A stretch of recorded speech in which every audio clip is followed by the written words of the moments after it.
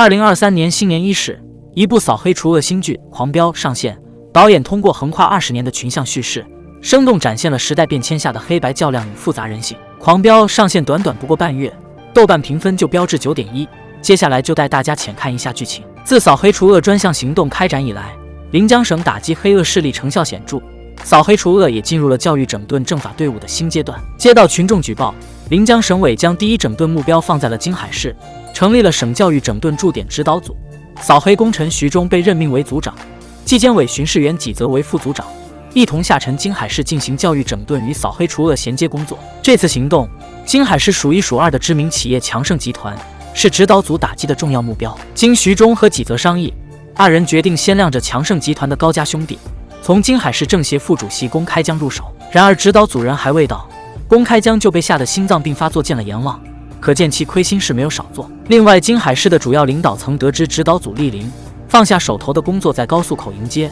此举违反规定，众人心知肚明。市长赵立东却坚持应该来。这时天气骤变，一副山雨欲来风满楼的架势，赵立东却淡淡的说只是刮一场风。看来在他眼里，指导组只是来做做样子。但很快赵立东就会明白什么叫雷霆手段。徐忠和纪泽下了高速后，直接无视赵立东几人疾驰而过，几个老狐狸面面相觑，知道碰上硬茬了。这次指导组来到金海，不仅吓死了个副主席，领导层为了逢迎徐忠和纪泽，还将羽毛球馆改成了乒乓球馆。看来金海的水之所以这么浑，绝大程度上是我们的队伍内部出现了问题。工作马不停蹄开展，徐忠、纪泽首先和金海市领导层进行了谈话，组员方宁则带队继续调查龚开江。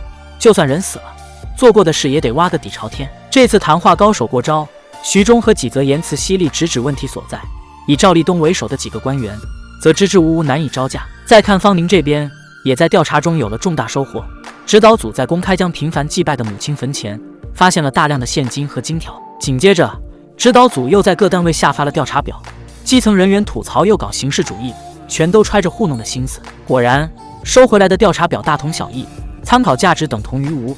然而是公安局却有一份不太一样的，此人名叫安心，任金海公安局宣传科科长。他事无巨细地认真填写了表格，这也引起了徐忠和纪泽的注意。听好了啊，他姓安，安全的安，安全第一啊！两人很快约见了安心，来的是一个年纪轻轻却满头白发的男人。安心有些唯唯诺诺，面对领导的问话，更是紧张的舌头打架。徐忠和纪泽安慰他就是随便聊聊，就先从强盛集团的高启强说起。提到高启强，安心的眼神变了变。事情要从2000年的年30说起，那时候高启强还是一个小小的鱼贩，因为听说菜市场年后要打乱摊位重新分配，不方便折腾的他便找到管理员小龙、小虎兄弟，希望能通融，不要动自己的摊位。结果因为送的礼没让兄弟俩满意，双方爆发冲突，高启强带来的电视被砸，自己也被一群人围殴。接到报警后，安心和李想到现场将一行人带回录口供。在安心看来，被围殴的高启强显然才是被欺负的那个。善良的他便在不违规的前提下照顾了高启强，还允许他的弟妹进入办公室一起吃年夜饭。高启强十分感激，两人也正式结识。镜头来到2021年，人生30年河东30年河西，人到中年的高启强从一个鱼贩变成了光鲜亮丽、西装笔挺的大老板。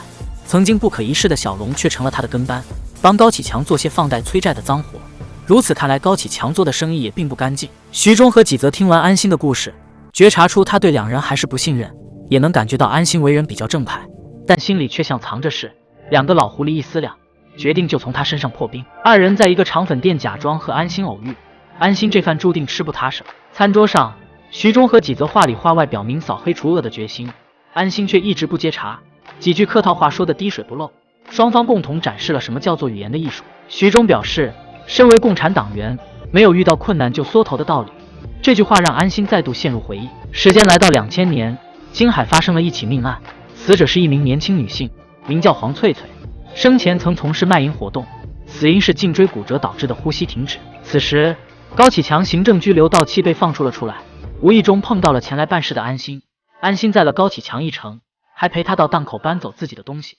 这时小龙、小虎也来到市场，无论安心如何讲道理，都坚决不让高启强拿走东西，还推推搡搡企图和安心动手。这时搭档李想前来解围，向龙虎兄弟透露安心和公安局副局长关系匪浅。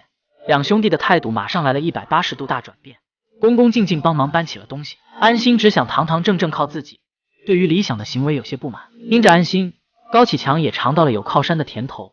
龙虎兄弟也一口一个强哥的叫，高启强便默认了自己和安心关系要好这件事。涨，房，涨。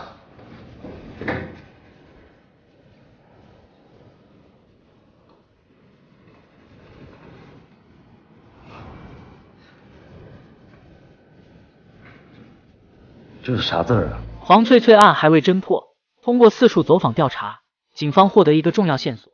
黄翠翠这帮做皮肉生意的女孩有个共同的上线叫疯驴子，这个疯驴子前科累累，才刚被放出来1年，就又因为酒驾和斗殴被关了进去。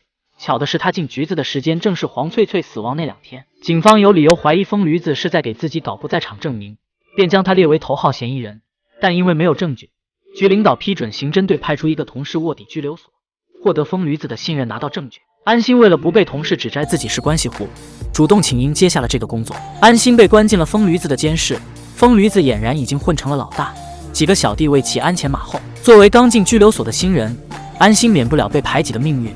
第一天晚上，他睡在厕所旁，被子也让抢了去。第二天吃饭的时候，安心决定逆天改命，他把几人从自己碗里扒拉走的肉一块一块的拿了回来，末了还给自己添了点疯驴子的泡面汤。这一幕看得几人是目瞪口呆，饭碗一摔，直接就上手教训起了安心。安心也使出吃奶的劲反击，狱警听到动静急忙赶来阻止了几人，安心也光荣的挂了彩。会议结束，3人也吃完了肠粉。安心带着徐忠和几泽来到高启强家的旧房子，这一片叫旧厂区。高启强发达后便包揽了这儿的改造工程，周围全被拆除，只有这栋老房子被留了下来。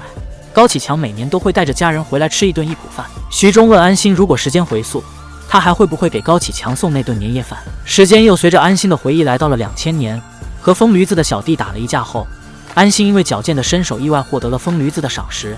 得知安心当保安1个月只赚800时，便提出让他跟着自己干，还给安心画几张大饼。2人出拘留所这天，疯驴子承诺的豪车列队和前呼后拥的兄弟伙一个没有，2人打了个摩的前往码头，路费还是安心给的。来到码头后，疯驴子却突然变了脸，命小弟将安心吊起来打。他这些年不是白疯的，反侦查能力都练了出来。疯驴子怀疑安心是警察，好在安心早有准备，给自己编了个毫无漏洞的身份背景。但疯驴子异常谨慎，想要入伙还得那投名状。当晚，疯驴子带着一众小弟到采砂场打群架，这也是他给安心的考验。为了不暴露，安心只能硬着头皮上。